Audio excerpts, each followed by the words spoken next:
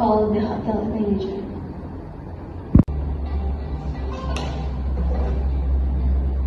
Hello, miss.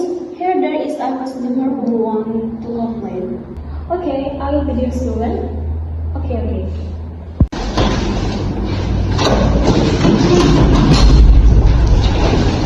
Good morning, miss. Good morning. I'm the hotel manager.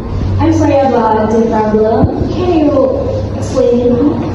The room is dirty and the air conditioner is not working. Can you fix it? Thank you for telling us. We'll fix the problem immediately. Okay, hurry up. As an apology, we will get you another room. Okay, thank you. You're welcome, and you're staying